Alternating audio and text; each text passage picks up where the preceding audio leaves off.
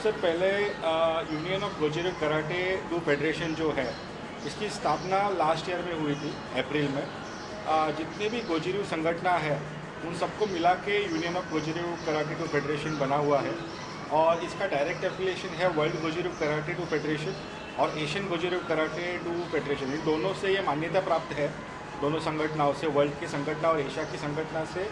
ये एकलौती ऐसी संगठन है जिसको मान्यता मिली है गोजिरो का संपूर्ण जो फेडरेशंस सब छोटे संगठन है उनको एकत्रित करना, फिर सबको एक स्टेट का फेडरेशन बनाना, उनके नेशनल्स के सिलेक्शन करना, वर्ल्ड कप में टीम भेजना, एशिया में टीम भेजना, ये पूरा control union of Gojiro karate do federation के अंडर ही चलता है जी। तो आप लोग किस किस पोजीशन पे हो, किस तरह से जुड़े हुए इससे? जैसे कि मैं खुद union of Gojiro karate federation UGKFI में प्रेसिडेंट हूँ, ऑल इंडिया प्रेसिडेंट। मेरे लेफ्ट में जो है वो क्योशी, जो उनको एक पदवी है, मिस्टर PK पवार, ये चीफ एडवाइज़र है और सर 1995 के वर्ल्ड चैम्पियन हैं। तो उनकी बहुत सा सपोर्ट और उनका एक्सपीरियंस हमें वर्ल्ड कप में मिलने वाला है। मेरे राइट साइड में है अभिषेक सावंत, वो महाराष्ट्र बॉडी, जो अभी महाराष्ट्र बॉडी होस्ट कर रहा है उसके कमेटी में है। और लेफ्ट साइड में दिनेश धनवी सर भी है, वो भी महाराष्ट्र बॉडी के हैं। तो महाराष्ट्र बॉडी महाराष्ट्र में होने के कारण महाराष्ट्र बॉडी होस्ट कर रहा है, तो नेशनल के साथ मिलके महाराष्ट्र बॉडी ये आने वाला जो नेशनल्स है जिसमें वर्ल्ड कप का सिलेक्शन होने वाला है बच्चों का, ये 29 और 30 मंडे या ट्यूसडे 29 एंड 30 अप्रैल को मुंबई में सिलेक्शंस होने वाला है। तो उसके लिए ही हम सब यहाँ पे आए हुए हैं। अच्छा, खेल क्षेत्र में देखा गया है नेशनल गोजिरो कराटे जो संस्था है वो लगातार बड़े पैमाने पर इस तरह के कार्यक्रम का आयोजन करती है, जहाँ पर ऑल ओवर सारे स्टेट के बच्चे उसमें पार्टिसिपेट करते हैं। जो अपकमिंग प्रोग्राम होने वाला है वो किस लेवल पे होने वाला है, उसमें कितने बच्चे शामिल होने वाले हैं और किस किस राज्य से जाने वाले हैं, इसके बारे में बताइए। तकरीबन 16 राज्यों की टीमें इसमें आने वाली है और बड़े पैमाने पे आने वाले हैं। तकरीबन 750 से 800 बच्चे हम लोग ने एक्सपेक्ट किए हैं और उनके एंट्रीज भी आए हैं। उनका पूरा रहने का संडे को रिपोर्टिंग है और जो सिलेक्ट होगा गोल्ड, सिल्वर, ब्रॉन्ज, वही वर्ल्ड कप में जाएगा। इस तरीके से सिलेक्शन होने वाला है। तो ये 16 साल से गोजिरो की अनेक संगठनाएँ थी, लेकिन ये सिलेक्शन जो है ये इतिहास में पहली बार हो रहा है कि गोजिरो के सब संगठनाएँ एक साथ आई हैं, सब स्टेट फेडरेशंस एक साथ आए हैं और ऐसा सिलेक्शंस करके जो क्वालिटी बच्चे हैं वो वर्ल्ड कप में जाए और वर्ल्ड कप में इंडिया का नाम रोशन हो। ऐसा करने का सब नए पीढ़ी है उनका चालू है और पुरानी जिन्होंने योगदान दिया है अब तक, उनका एक्सपीरियंस लेके नए पीढ़ी का पावर लेके ये सब मिला के करने का प्रयास एक करने का सोचा है हमने। सर, आप क्या कहना चाहेंगे? गोजिरो की तरफ से देखा गया बहुत सारे बच्चों को आगे जाने का मौका मिल रहा है। आने वाले समय में आप गोजिरो को किस तरीके से और कहाँ पे देखना चाह रहे हैं बच्चों के जरिए, और बच्चों को कहाँ पे देखेंगे? अक्सर पर देखा जाए तो गवर्नमेंट ऑफ इंडिया इन्होंने अभी खेल के ऊपर ज़्यादा फोकस किया है, क्योंकि जिस देश का यंग जनरेशन अगर खेल में और बॉडी में मजबूत है वो कंट्री मजबूत है।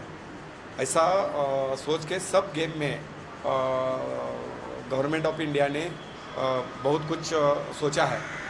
तो वही प्लान हम सामने रखते हुए हमारा यंग जनरेशन मार्शल आर्ट्स में जितना भी है उनको एक साथ में जमा करना, उसमें जो हमारी स्टाइल है गोजिरो उसको प्रमोट करना। और वर्ल्ड में कराटे में गोजिरो ऐसा स्टाइल है, सॉफ्ट मारने के लिए एकदम सॉफ्ट है, मतलब कोई भी उसको सीख सकता है और उसका असर जो है होने वाला सामने वाले के ऊपर वो काफ़ी हार्ड है।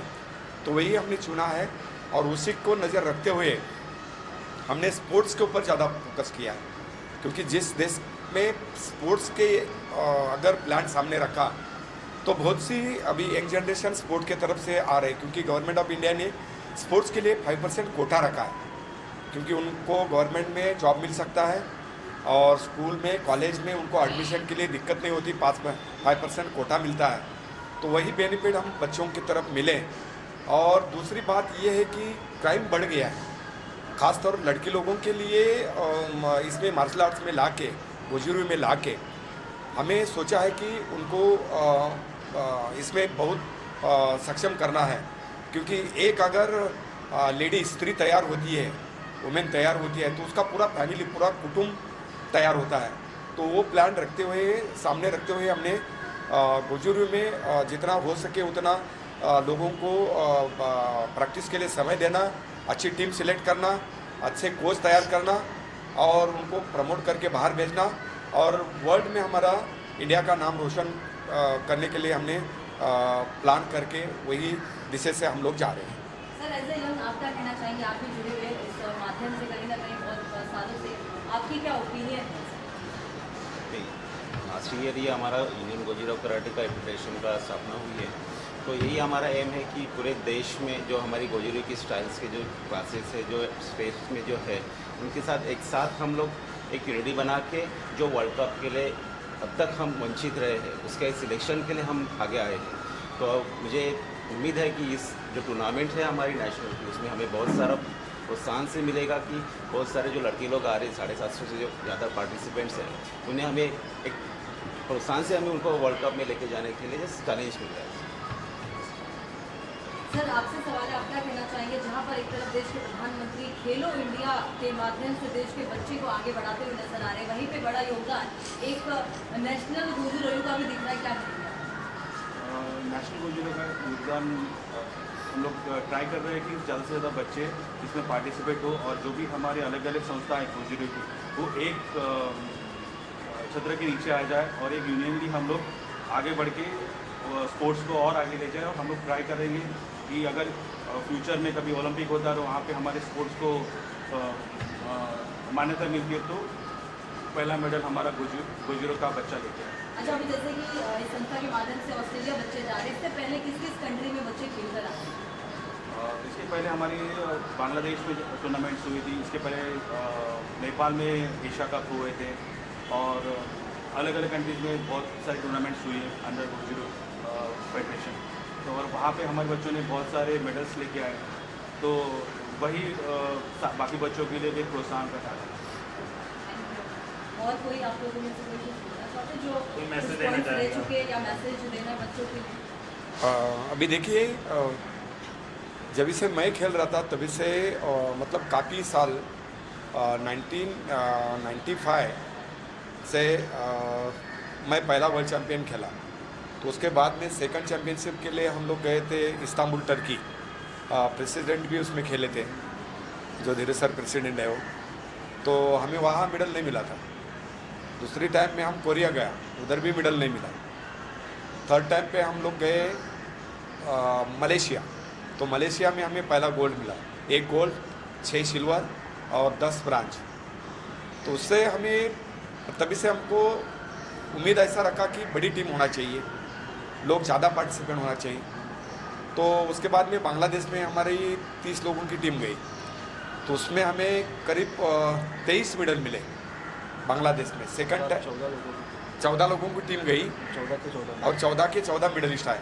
तो उधर हमको बहुत ऐसा मतलब ऐसा ध्यान में आया कि बच्चों को अगर ज़्यादा ट्रेनिंग देते हैं, हम अच्छी ट्रेनिंग देते हैं, तो हम हमारे बच्चे अच्छे बन सकते हैं। तो उसके लिए हमने फिर क्या किया, कोरिया से कोच मंगाया, बेल्जियम से सर को बुलाया था, हमारे जो बुजुर्ग के ट्रेजरर है वर्ल्ड के। फिर और हाँ, देखिए कैसा है, वर्ल्ड कप जो हुआ वो इटली में हुआ। इटली में देखा जाए, अगर आप वेबसाइट के भी देखेंगे, WGKF के वेबसाइट पर देखेंगे, इंडिया का रैंक 29 है। ये अच्छा है क्योंकि 57-58 कंट्रीज़ है, लेकिन लॉकडाउन की वजह से 32 कंट्रीज़ ने पार्टिसिपेट किया था। तो ये अच्छी बात नहीं है कि 32 कंट्रीज़ में इंडिया 29 आया। तो हमको सिर्फ खेलने नहीं जाना है, हमको सिर्फ बच्चों को घुमाने नहीं लेके जाना है। हमको बच्चों ऐसे सिलेक्शन चाहिए कि जो क्वालिटी बच्चे हैं वो वर्ल्ड कप में पार्टिसिपेट करें। ऑल इंडिया के हर कोने में से हम टैलेंट ढूंढ रहे हैं, इसके लिए हम हर स्टेट में सिलेक्शन कर रहे हैं। वहाँ के हर कमेटी को हमने बोल के रखा है कि सब सिलेक्शंस फेयर होने चाहिए, सब ऑन पेपर है, सब रिकॉर्ड है।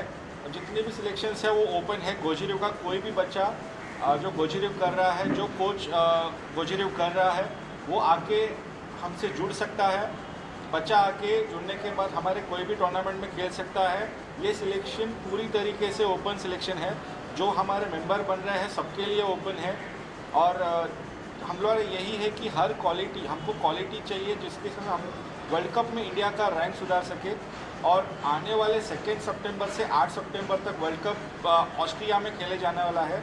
वहाँ पे हमें अच्छी टीम भेज के सिर्फ नहीं अच्छी टीम भेजना है, हमको ये है कि हम लोगों ने एक स्लोगन भी बनाया है, bring India गोजू world cup 2024।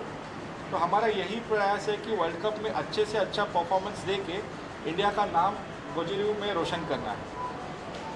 Sir आप कुछ कहना चाहेंगे? Hi everyone, good evening. फिलहाल तो हमारी जो टूर्नामेंट अभी आ रही है, नेशनल टूर्नामेंट जो गोजरू की हो रही है और एक सबसे बड़ी टूर्नामेंट है इंडिया की आज तक की।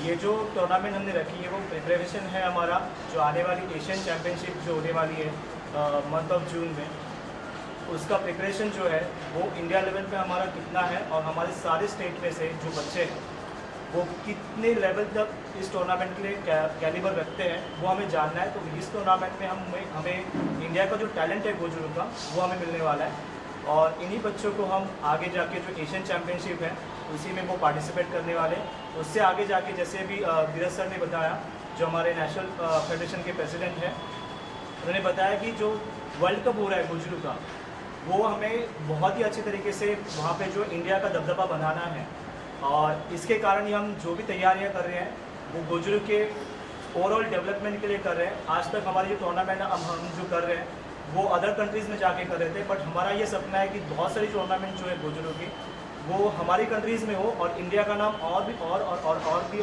आगे जाके रोशन हो। यही हमारी आगे जाके एक जो प्रयास है उसकी एक शुरुआत रहेगी इस साल और उसमें हमारे जो प्रेसिडेंट है धीरज सेन साई सर, वो हमारी बहुत सारी हेल्प कर रहे हैं।